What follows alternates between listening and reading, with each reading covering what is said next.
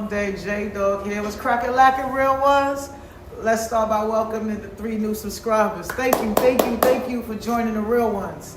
Today is a special day, though a bittersweet one. It marks 3 years since my grandmother passed away, and my thoughts are all over the place. But if y'all bear with me, I want to share a piece of her legacy with you. My grandmother wasn't just a presence in my life. She was my anchor, my guiding star, the embodiment of love and resilience. She instilled in me the values that shaped who I am today. To her, family always came first, and she lived that principle every single day. She taught me to embrace my Black heritage with pride, to hold my head up high as a strong, confident Black woman in a world that often tried to diminish our worth. But she wasn't just the matriarch of our family. She was a force in our community. Go Waters! Old Timers Day just wasn't complete without her in her spot where everyone would come to show love and respect. My grandmother was the Dandada of Gowanus. Hell, anywhere she went, really. She had a crew at the center. Miss Lillian, Miss Bobby, and Mr. Wally. May y'all all continue to rest in peace. And even when they passed away, she kept going. She'll call her Cesaride, head to the center, play kings in the corner, and she made sure the entire family knew how to play. That lady was always on the move. So much so that her kids had to get her a cell phone, because she would just hop on the bus to Atlantic City, don't tell nobody, to go collect her free gifts. We used to laugh and shake our heads and look at her like, really? But when she came back with them bag of goodies, we were all picking out what we wanted on New Year's Eve. She had a way of touching hearts and souls without even needing to speak the same language. At the center, where most of the seniors spoke Spanish, she held down her table and the people lined up to kiss the ring. Told you, the Dandada. Beyond that, she was deeply involved in politics. She rubbed elbows with influential politicians, pushing for a better future. She even took me to see Jesse Jackson speak during his historic presidential campaign. A moment that lit a fire in me that never faded. At 12 years old, I marched beside her from Reverend Herbert Daughtry's church on Atlantic Avenue to City Hall, blocking the traffic on Brooklyn Bridge, chanting, "No peace, no justice. No peace, no justice." We were protesting the brutal murder of Yusuf Hawkins, a 16-year-old Black boy killed by a racist mob in the Bensonhurst section of Brooklyn. That moment was one of many lessons in activism she gave me. Martin Luther King Jr., day wasn't a holiday for us. It was a day of history, a day of celebration of his life. First, we used to go to Boys and Girls High School. It got so large, it moved to BAM, Brooklyn Academy of Music. She made sure we understood the power of unity. July 4th meant Manhattan Beach, same table, same bench, year after year, surrounded by love, family, and laughter. She played handball. She taught me how to play.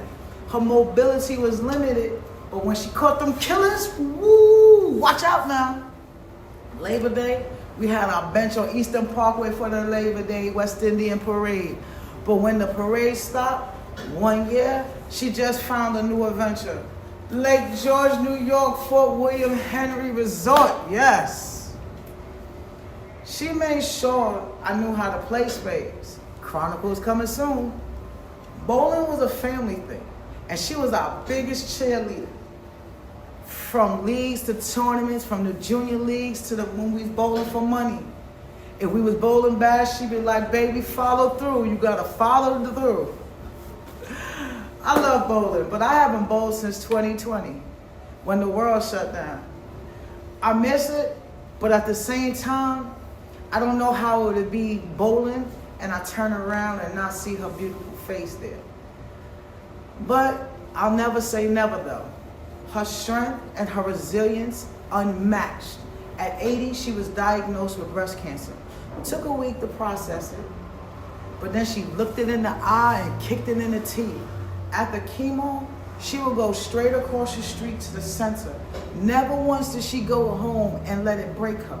When she lost her hair, she went back to her hair wraps, styling and profiling like she always did.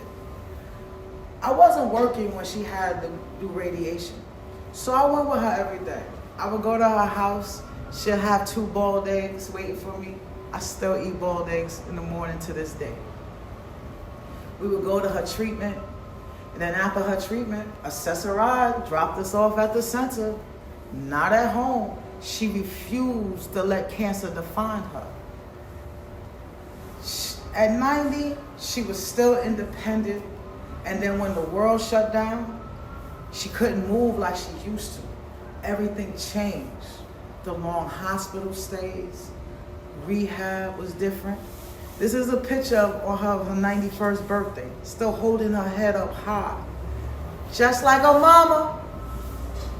We always there. Saturday was my day. We laughed, listened to music, watched music. Then suddenly, things took a turn.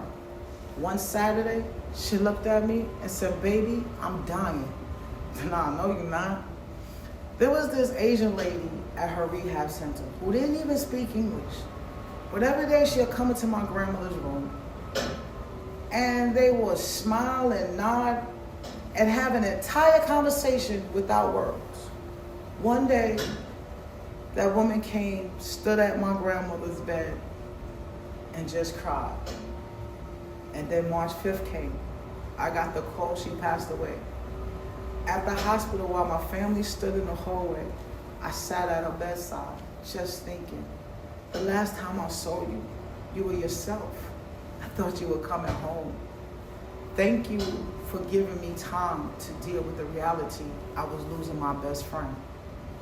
Thank you for the last day of laughter and smiles. I hope I'm making you proud. I miss and love you so much, Norm. A piece of my heart lives in heaven. Your wings was ready, but my heart wasn't. Continue to rest in power, Queen. Thank y'all. Thank y'all. Real ones, y'all enjoy y'all day. Peace.